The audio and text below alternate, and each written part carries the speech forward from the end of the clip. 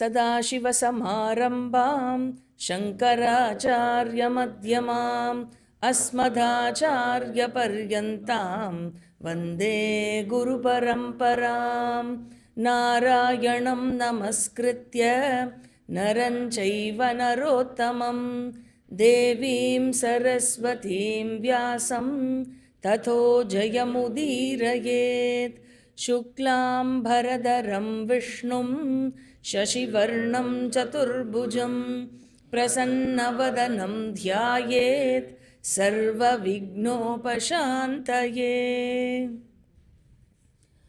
So in the previous class we completed up to the 88th shloka, which covered up to nama number 825.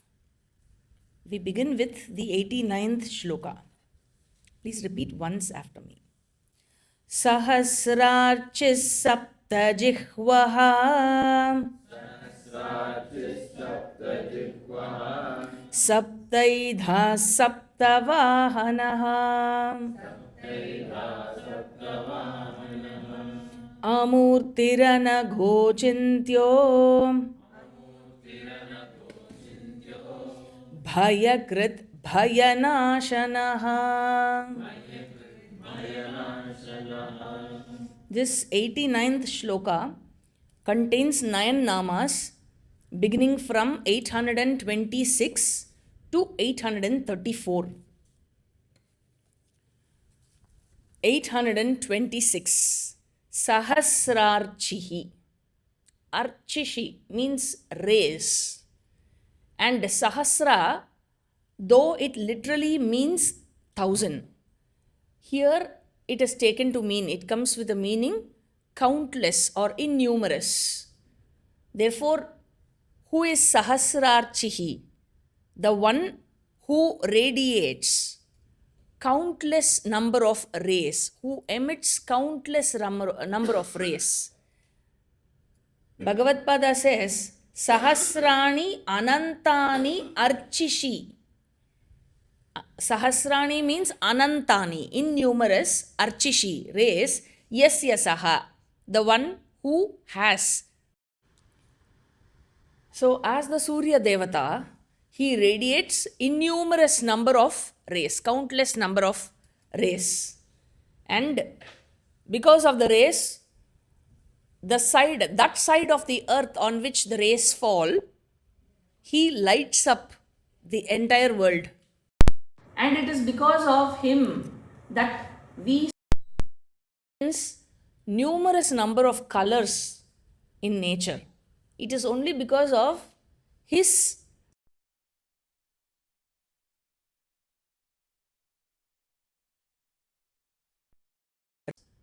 we have Surya Devata's presence. Without Surya Devata's presence, if you are in a place of the earth where you barely get sunlight, then you will not see green color leaves or beautiful colored flowers, fruits, vegetables. Nothing is possible. Even the ripening of the fruit is because of the sun rays, and many germs get killed. Many infectious germs get killed because of his rays. And that part of the day or that part of the season, the year in which we have the brightest rays, those are the times when we are energized. We as human beings and other living beings draw energy from. He is the source of our energy. That is why in one of the Surya Namaskara mantras, we worship him as Om Pushane Namaha. He is the one who energizes the entire world. Therefore, as the Surya Devata, he is regarded as the vital source of energy for the entire world.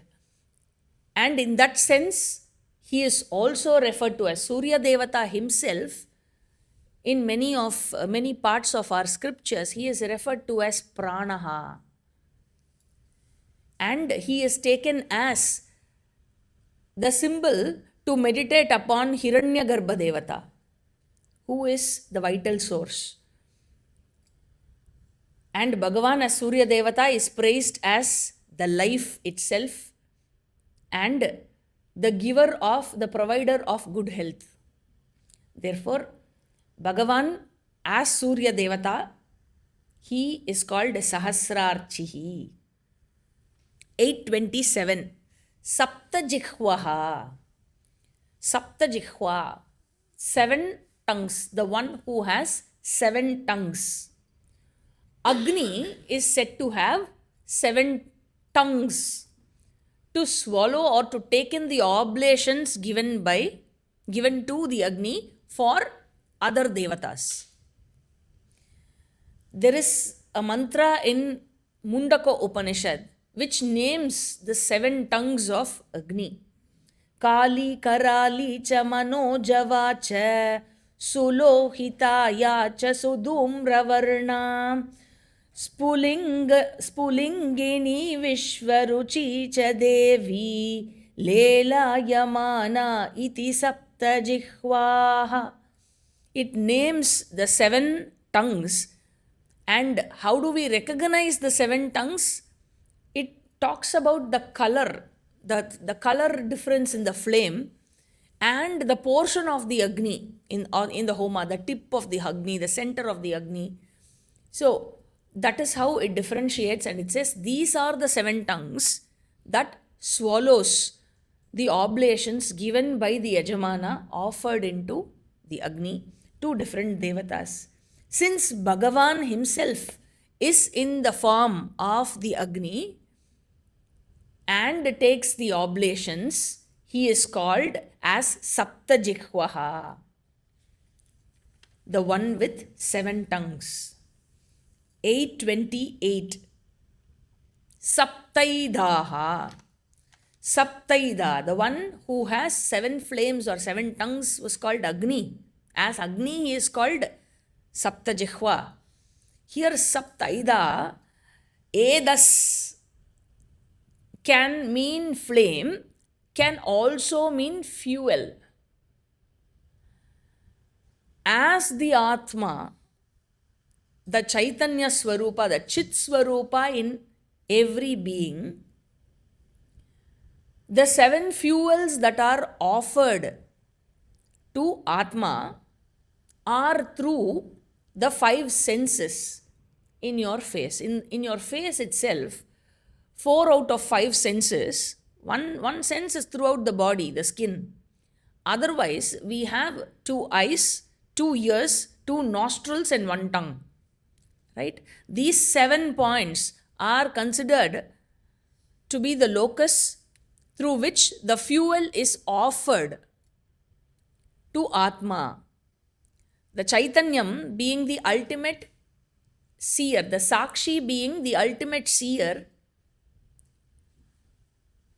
is offered with the 5 sense objects through the 7 gateways. Therefore, the sense objects through these 7 gateways are the fuel. Saptadwara of the Jnanendriya, what is offered is the fuel. And the one who receives this oblation is called Saptaidha. Therefore, Bhagavan is called Saptaidaha. 829.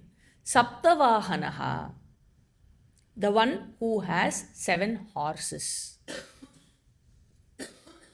So he is Saptajihva, Saptaida and Saptavahana, sets of 7. 7 horses. As the Surya Devata is said to have a chariot which has 7 horses in it. And the 7 horses represent the 7 colors in the spectrum. Therefore, as Surya Devata, he has 7 horses. He is the one who is seated in the chariot with 7 horses. Now, Bhagavan is also, there is another way of looking at this Nama. Bhagavan is said to be seated in the Veda. And where the Veda is looked upon as the chariot, this chariot is said to have 7 horses. And the horses of this Vedic chariot are the meters, the Vedic meters, the chandas.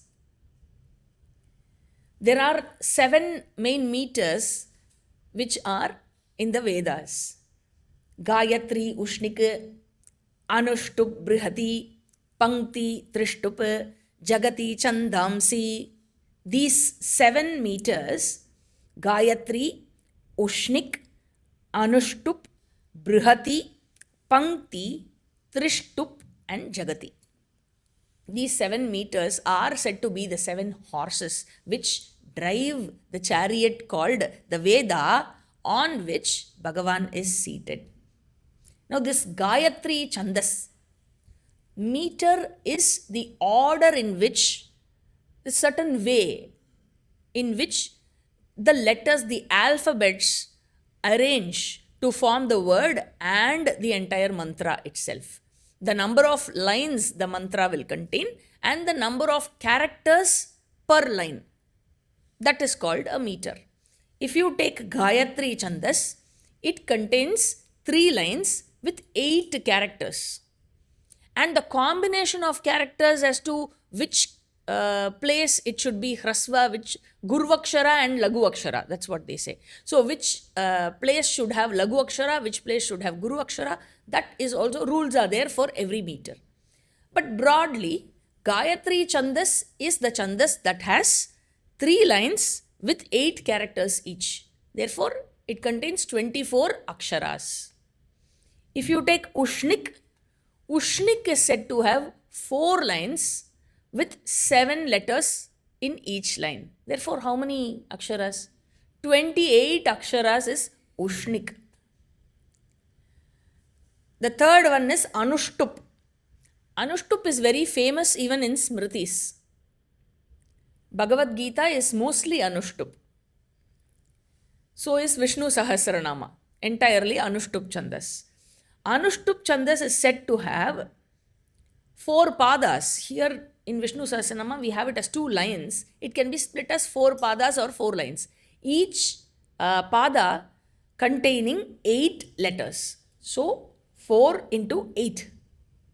32 is Anushtup. And you take Brihati. Brihati Chandas. This has a lot of variations.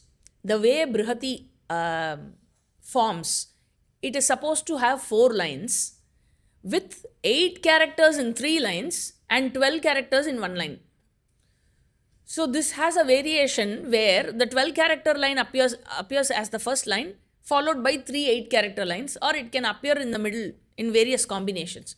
So in that way, it is said to have a lot of varieties.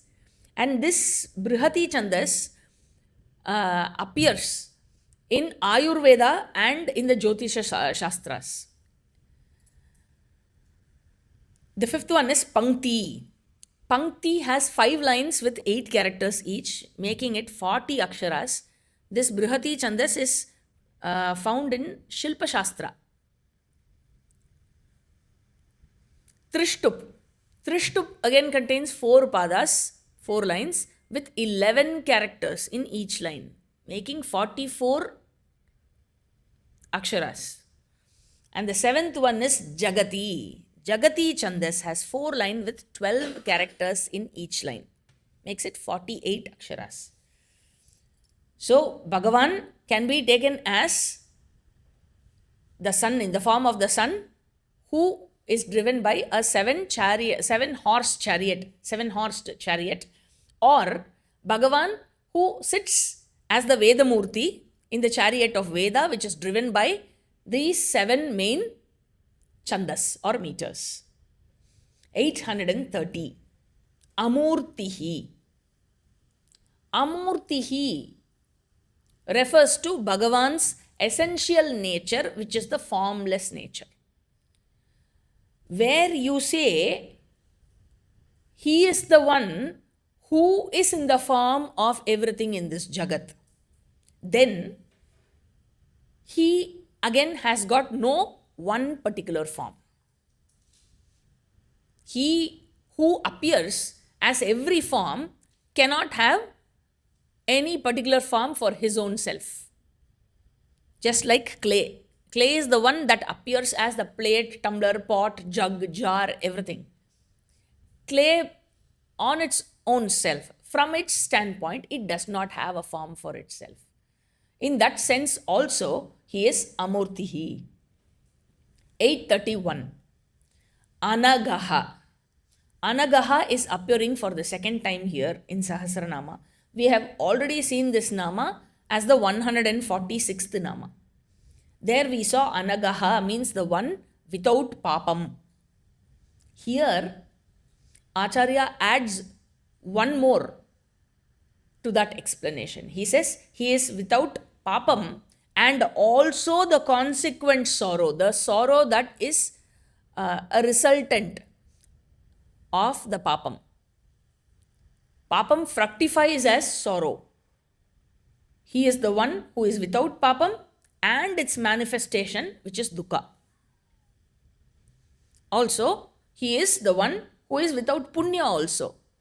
Therefore, he doesn't have the manifestation of punya, which is sukha, which means he is the one who is free from sukha dukkha. 832. Achintyaha. Achintyaha simply means one who cannot be thought of, one who cannot become an object of thought, because he is essentially formless, therefore he cannot be thought of. Also, he being the very subject, the content of the thinker himself, therefore he cannot be the object of thought.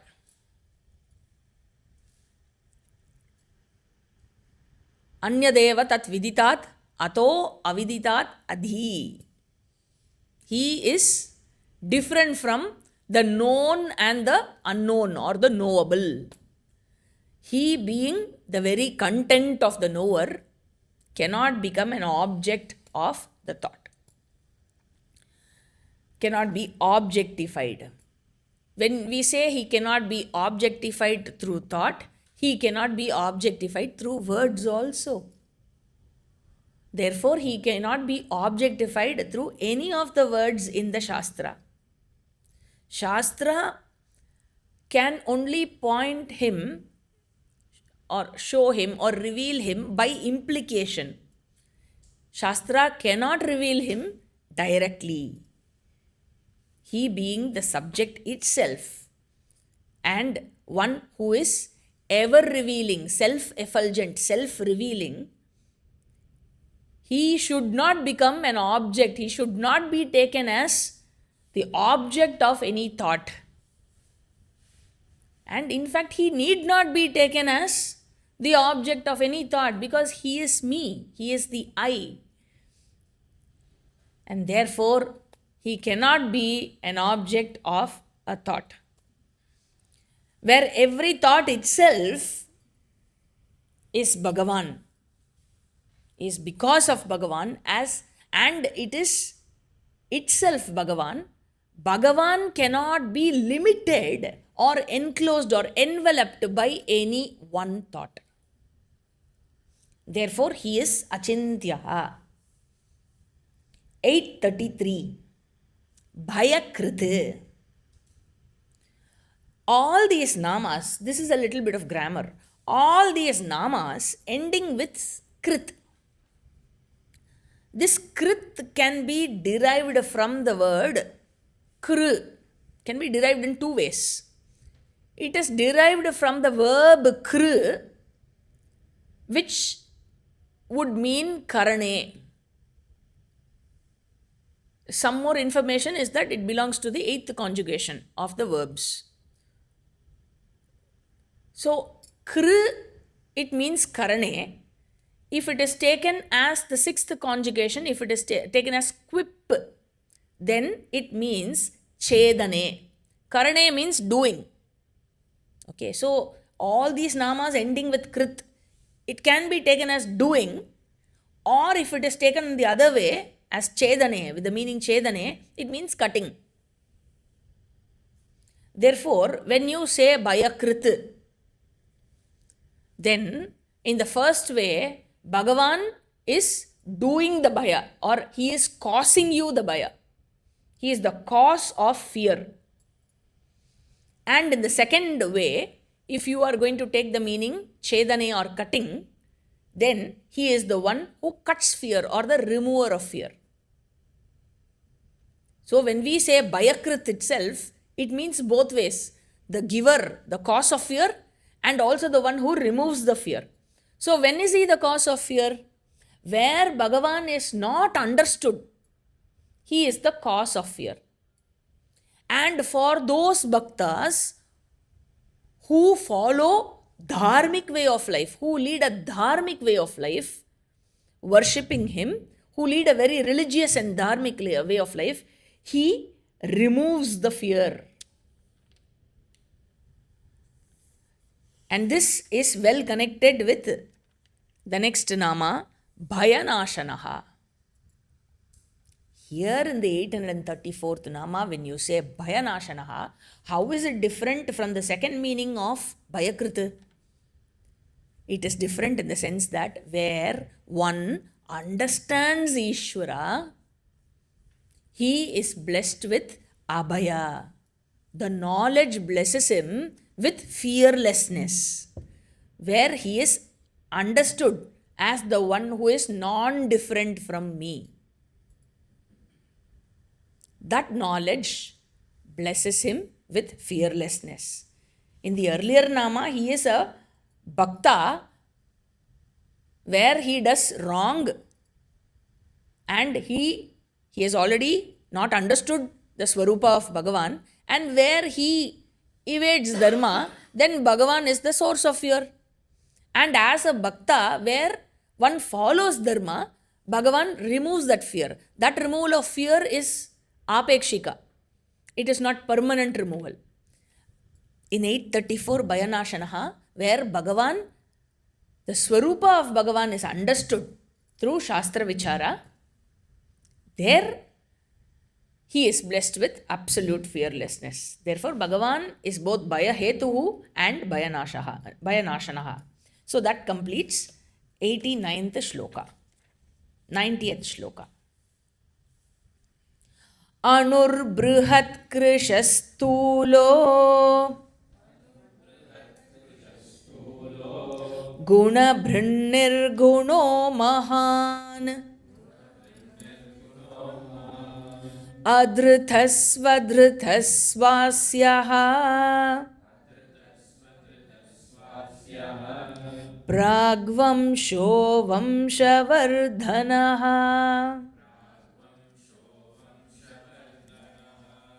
This shloka contains 12 namas starting from 835 to 846. 835. Anuhu. Anuhu literally means atom. Here in this context, it means the one who is the subtlest. Now, when we say atom, Bhagavan cannot be taken to be just the atom. Atom is an object of consciousness. With a very powerful microscope, one can see the atom. One can definitely see the atom within the microscope. Here, when you take Anuhu as subtlest, Bhagavan as the consciousness principle is not an object of experience, is not an object of thought. We just saw that. Therefore, Bhagavan as consciousness has to be understood by Shastra Vichara. Mundakopanishad says, Eshonuratma chetasa veditavyaha. Anuhu Atma, the subtlest Atma, has to be understood.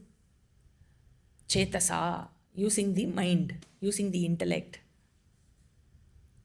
Therefore, Bhagavan is called Anuhu. 836. Brihat. Brihat means the biggest. Now these mantras 835, 36, 37, 38, these are all well connected. These four form one group. 36 is Brihat. Brihat means the biggest. The biggest.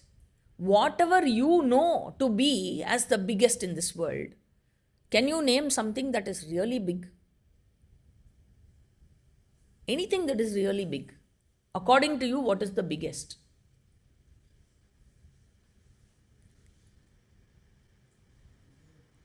Huh? Universe. Okay, space. Why the others have no answer? Okay, so that which is infinitely big, meaning it is bigger than what you think is the biggest. Shruti says, Anoraniyan Mahato Mahiyan in Kaivalya Upanishad.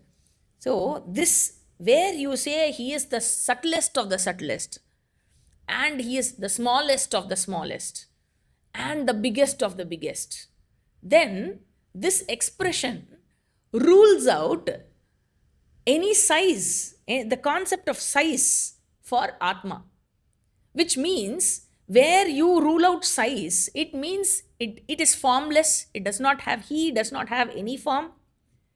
Where he does not have any form, he does not have boundaries. Right? Form means there has to be, it defines the boundaries. Therefore, he is boundless, he doesn't have boundaries. That is why we say that he does not have a size. Now, if we say, if we are going to negate these things, one can have a doubt whether something like that really exists, first of all, which doesn't have boundaries, which doesn't have a size, which doesn't have a form. Does it really exist? Shastram says, don't conclude that he is non-existent. He is definitely existent as the limitless consciousness principle which is non-different from you. He is Purna Swarupa. Brihat means he is Purna Swarupa. 837. Krishaha. Krishaha means one who is thin. 838. Stulaha, one who is gross. So these four namas, Anuhu, Brihat, Krishaha, Stulaha. We just saw that these namas are taken together. Now, when you call him as Anuhu and Brihat, the opposites, as the subtlest and the biggest, and then when you call him as Krishaha and Stulaha, the thinnest, or the one who is thin, the one who is gross, or the one who is fat. So, what does this mean when you call him with those names which are the opposites? So, what is the Shastram trying to reveal? It is trying to say that whatever you see or experience are objectified, right? It is an object for you, and whatever is an object for you alone, you can talk about it as the attributes of big, small, thin, fat, etc. Now, Upanishad says, Brihadaranyaka Upanishad says, Astulam ananu ahrasvam adhirgam. It negates all the attributes, which means it is not, he is not an object of my experience. He is not an object of my thought. That is what we saw earlier in the Nama Achintyaha. Therefore, he is not an object of perception at all. When he is not an object of perception, so what is left to be him? It is only the subject that is left. So this is what is revealed by implication by the Upanishad and the other Shastras. 839. Guna Brith. This goes together with the next Nama, 840. Nirgunaha. Now, Guna Brith means he is the locus or the adhishtana of all the gunas, all the qualities.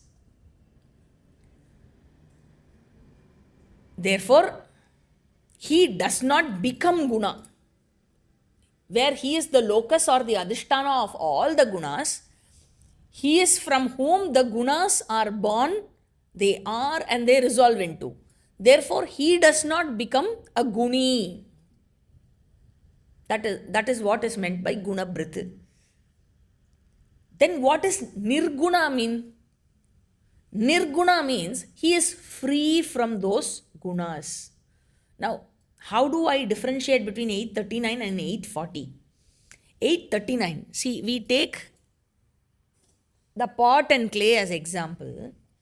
The clay is the adhisthana for the pot. Right? The clay is the locus of the pot. The potness, the locus of the potness rests with the clay. Right? Clay by itself does not have potness. Now these two statements are there, right? Clay does not have any potness. So the potness rests in the clay. That is the first statement. The second statement is clay by itself does not have potness or plateness or jarness. So when we say the second statement, we are talking from the standpoint of the clay. When we make the first statement, when we say the potness, the adhisthana of the potness is the clay. The locus of the potness is the clay. So the first statement is from the standpoint of the pot. From the standpoint of the Karya Prapanja, we say Bhagavan is guna brith. From the standpoint of the clay, from Bhagavan's standpoint, we say he is nirgunaha.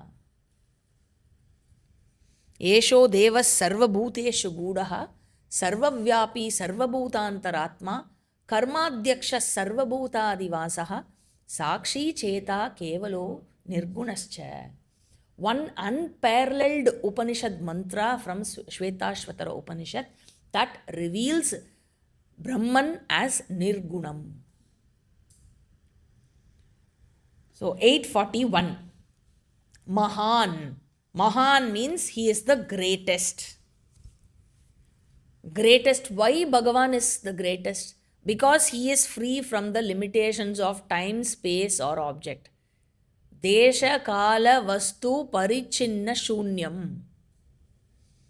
Therefore he is Mahan. We just saw that he cannot be objectified by words or even by the thought. Therefore he is Mahan. He is ever pure. Therefore he is Mahan. He is all pervasive. Therefore he is Mahan. He has got the greatest of all the vibhutis. Therefore he is the Mahan. There is nobody greater than him. 842. Adhritaha. 842 and 843 are read together. Swadhritaha. Adhritaha and Swadhritaha. 842. Adhritaha means the one who is not supported by anybody. He does not have a support for himself. So one may ask a question, then how is he supported? If he does not have a support, who will support him? He is Swadhritaha. He is self-supported. These two namas should be based from the Chandogya Upanishad, where in the 7th chapter, Narada asks Sanat Kumara, Sa Bhagavaha Kasmin Pratishtitaha. Where is he supported? Where is that Brahman supported? And Sanat Kumara says, Sve Mahimni. He is self-supported. And following which he says, again he is not supported. So he is both Adhritaha and Swadhritaha. If you ask who is supporting him, he is Sve Mahimni. He is Swadhritaha. He is self-supported. If you say, is he at all supported? Then the answer is Adhritaha. No, he is not supported. 844. Swasyaha. The one who has a beautiful face or a beautiful mouth. Now, where it is taken to mean in this way, this nama can be taken for upasana purpose, to visualize him as the one with a beautiful face or a beautiful mouth. Now, there is another way of looking at this nama. Vedas came from his mouth. And Vedas, which are made up of shabdas, words, are capable of giving you all the purusharthas. Therefore, he is called Swasyaha. Through Vedas, he gives us all the purusharthas. One can attain all the four purusharthas through Vedas that originated from his mouth. 845. Prag Vamshaha. Vamsha means a parampara, a lineage. Prag means before. Prag Vamshaha means it refers to that person's Vamsha that was there or that began even before the Jagat formed.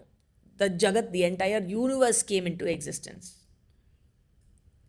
Before humans were born, before the human race was created, we had all the rishis, the Sapta rishis, and all the celestial rishis. And Bhagavan is said to have completed the creation through all these rishis. Therefore, Bhagavan must have existed before all these rishis also came, because he is the cause of the entire Srishti. Therefore, he existed before the Prapancha itself came and before all the Vamshas came. All the Rishi Vamshas came. Therefore, he is called Prag Vamshaha. 846, which is connected to 845, Vamshavardhanaha. He alone expanded in the form of all the Vamshas. All Vamshas were born from him alone. That completes the 90th shloka. 91. Bharabhrit katito yogi Yogishas sarvakamadaha Ashramashramanah kshamaha Suparno vayuvahanaha. This shloka contains 10 namas starting from 847 to 856. 847. Bharabhrit. Bharabhrit means the one who carries the weight of this world, weight of this Jagat. Bhuvaha bharam bibartiti bharabhrit. Bhagavan, who is carrying the weight of this Jagat, does not mean he is carrying the physical load alone. He also carries the emotional load. Therefore, he is not only carrying my physical body, he is also carrying me with all my emotions, the weight of my emotions. Therefore, there is no need for one to say that let me go and put all my emotions in his feet. Let me go and throw or, unload all the emotions I have into his feet. It is already carried by him only. And even if I am going to imagine I am unloading from here to there, it is still carried by him alone. There is nothing that I carry. It is only an imagination that I am carrying it. I am sustaining myself. I am sustaining somebody. I am carrying somebody. I am doing this. I am doing that. It is all one's imagination alone. 848. Kathitaha. The one who is praised. Vedas declare him as the one who is the most exalted. And he is also talked about in every Shastra. Every Shastra praises him, talks about him in different ways. If you take Kaivalya Upanishad, it says, Sarve Vedaha Yat Padam Amananti. The one who is described in every Veda, one who is talked about in every Veda. That is what Kaivalya Upanishad says. If you take Smriti, Bhagavad Gita, Bhagavan says, Vedaischa sarvaihi ahameva vedyaha. He is alone talked about in all the parts of Veda.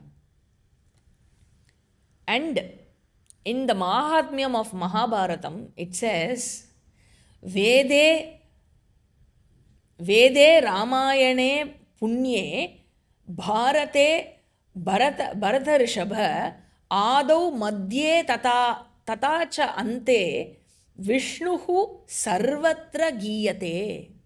It says, you take the Veda, you take Ramayana, anything, any Purana, any text. In the middle, in the beginning, in the end, it is Vishnu alone who is talked about in every text. In every text, it is Vishnu alone. So in Shiva Purana, Vishnu is not talked about. No, it is Vishnu alone who is talked about in the form of Shiva. So in every Purana, in every text, it is He, Param Brahma, Parameshwara alone who is talked about. 849. Yogi. The one who is reached by yoga. The one who is attained through yoga. And yoga does not mean the exercise of yoga. It refers to the Jnana Yoga, because it is only through Jnana Yoga sadhana, it is only through knowledge that Bhagavan is attained. There is no other way. 850. Yogi Shaha. Yogi Shaha means the Lord of all the yogis.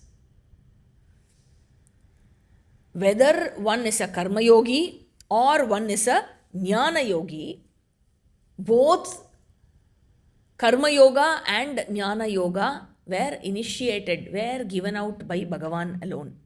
And anyone who takes this pursuit, which takes to him, is a yogi.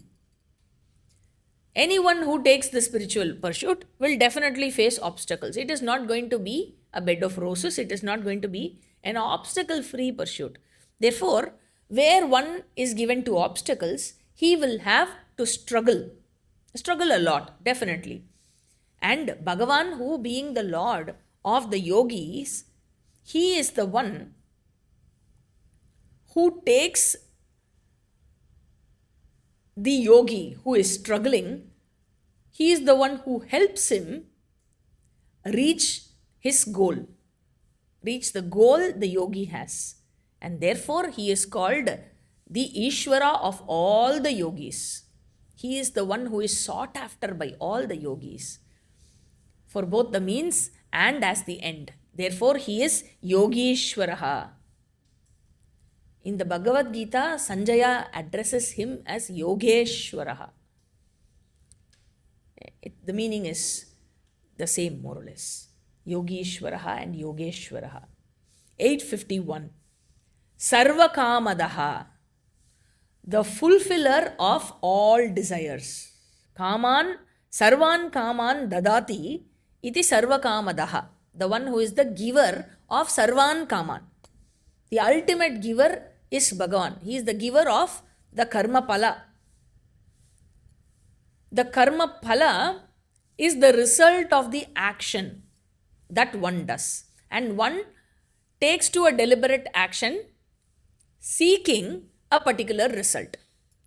Therefore, Bhagavan, as the Karma Phala Data, completes the desires by giving me the Phalan of my karma. Therefore, he is called Sarvakamadaha. 852. Ashramaha. Bhagavan is the resting place. The resting place in the forest of samsara. He is the only place where I can relax, where one dwells in the thought of Bhagavan. That is said to be the resting place, the relaxing place in this entire world of samsara. Therefore, he is called Ashramaha. 853. Shramanaha. Shramanaha means the afflictor or the punisher. For those who follow dharma, there is no problem. For those who hear this nama is told with the context, in the context of those who follow or those who don't follow dharma, those who take to adharmic means because of aviveka. They don't differentiate between dharma and adharma. They only differentiate between what they like and what they don't like, what they are comfortable with and what they are not comfortable with. So if dharma is uncomfortable, they don't follow dharma. Adharma is comfortable, no? So I will do whatever is comfortable for me. So because of greed, because of other asuric qualities, where one loses out or doesn't have viveka and takes to adharma, for them, Bhagavan will give shrama. Shrama means problems or obstacles. He gives them shrama not as a punishment but to remind them and turn them towards him. Therefore, he is called Shramanaha. 854. Kshamaha. Kshamaha is occurring for the second time in Sahasranama. It already occurred as the 443rd Nama. There we saw Kshamaha means bulky. And here as the 854th Nama, Kshamaha means the one who causes decline. He is the one because of whom we all age. He is the cause of aging. He is the cause, he is the one who is the giver of aging because he is the karma baladata. Therefore, he gives us aging, he gives disease, and finally, the decline and death.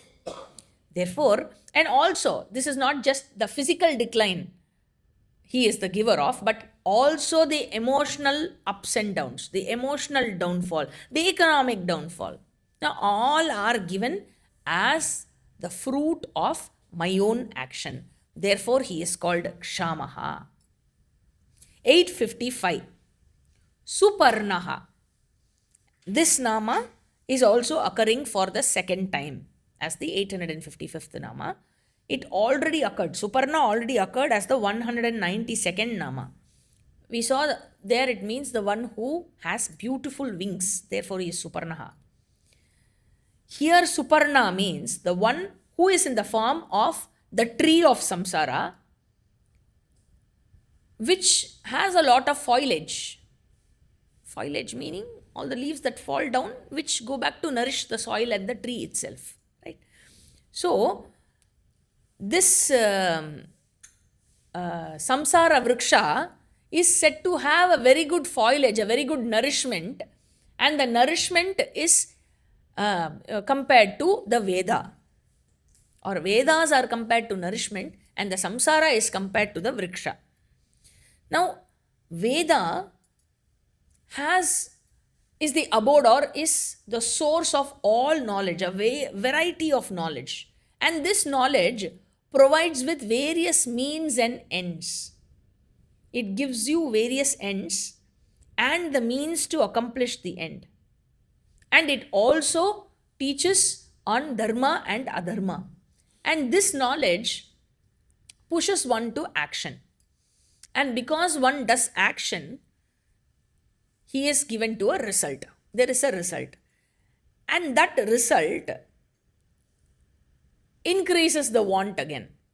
There is a want to accomplish something more or something which he has not accomplished yet. Therefore, he takes to more action. So, more action, more result. More result, more want. More want, more action. More action, more result. So, this samsara vriksha is being nourished by Veda. Karma, pala, janma, again karma, pala, janma, karma, pala, janma. It goes on and on and on. 856. Vayu Vahanaha. Vayu Vahanaha is appearing for the second time. The first time it appeared as the 331st Nama. There we saw the one who makes the Vayu blow. The flow of the Vayu is him. And here there is a slight difference. With a slight difference, he says, it is because of him alone the Vayu moves. He is the Nimitta Karana. By his Agnya, following his Agnya alone, the Vayu Bhagavan does his action. That completes the 91st shloka. 92. Dhanurdharo dhanurvedo dhando dhamayita dhamaha अपराजितः सर्वसहो नियन्ता नियमो यमः. This 92nd shloka contains 10 namas starting from 857 to 866. 857, Dhanurdharaha, the one who is the wielder of the bow. And this is with reference to his Rama Avatara, where he wielded the bow named Kodanda, and also the Krishna Avatara with reference to the Sharanga. 858, Dhanurvedaha. Dhanurvedaha, the one who is the knower of the signs of archery, or the signs of the war signs, basically. Now, in our system of education, the traditional system of education, we have this Chaturdasha Vidya, following which one can take to specialization, the next 4 levels, which is the Ashtadasha Vidya together. And the next 4 after the Chaturdasha Vidya, the 4 Vedas, the 6 Angas, the Tarka Shastra, Mimamsa, Dharma Shastra, Itihasa Purana, all these form the Chaturdasha Vidya. And having completed this basic education, one can take to higher studies, and which are called Upavedas. Dhanurveda, Ayurveda, Gandharva Veda, and Arthashastra. So one can take to the studies of these things based on his interest. Now, Dhanurveda, where Bhagavan itself is called Dhanurveda, he is himself in the form of the Shastra. And he is also the knower of it, because he is the one who gave it out. Therefore, he has to know it. And just by saying Dhanurveda, so does it mean he is not Ayurveda or Gandharva Veda? It is given as the Upalakshana, meaning as an indicative of the entire list. So when I say Dhanurveda, he is only in the form of all the knowledges. 859, Dandaha, the one who is in the form of justice. He is the law of karma. The law is Bhagavan. In Bhagavad Gita, 10th chapter, Bhagavan says, Dando Dhamayita Damaha. 860 is connected with 859. Dhamayita, the one who is the wielder of the justice. As the Nimitta Karana, he is the wielder of, he is the giver of justice. 861, Dhamaha, and he is also the punishment as well. 862, Aparajitaha, the one who cannot be conquered, the unconquered. 863, Sarvasahaha. There are 2 ways in which we can look at this nama. Sarva karmasu samartaha iti sarvasahaha. The one who is capable of just everything. Everything, anything, he can do it. Therefore, he is sarvasahaha. The other way of looking at this nama is Sarvan Shatrun Sahata itiva Sarva Sahaha. The one who can withstand all his enemies. Who can withstand all. Therefore, he is called Sarva Sahaha. 864.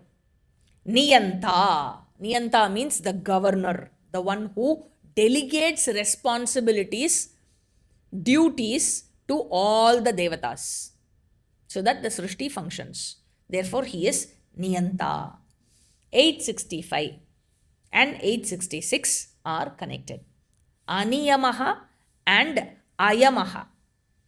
Aniyamaha means the one who is not bound by any rule. Bhagavan cannot be bound by or subjected to any rule. Therefore, he is Aniyamaha. a yamaha, the one who does not have a yama for himself. Therefore, he is not subjected to death. Now, niyama and yama in the Yoga Shastra are the first two angas of the Ashtanga Yoga. Yama refers to the don'ts and niyama refers to the do's. There are five in each category. In yama, I think we have already seen this previously once. Yama, the five in yama are ahimsa, satya, asteya, brahmacharya and aparigraha. Ahimsa is not taking to violence. Satya is not not speaking lies or not taking to untruthfulness. Asteya means not taking something that does not belong to you, not taking that which belongs to others.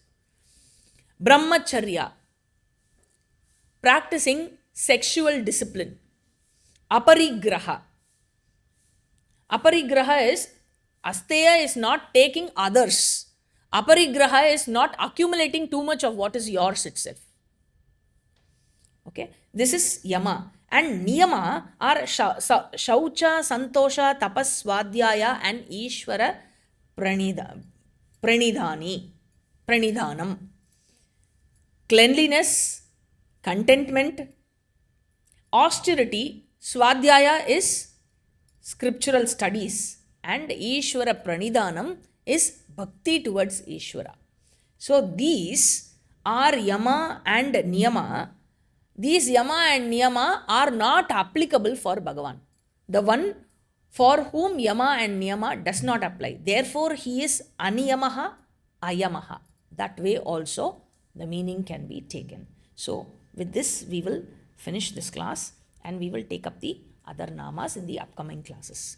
Om Purnamadah Purnamidam Purnat Purnamudachyate Purnasya Purnamadhaya Purnameva Vashishyate. Om Shanti Shanti Shanti. Harihi Om. Shri Gurubhyo Namaha. Harihi Om.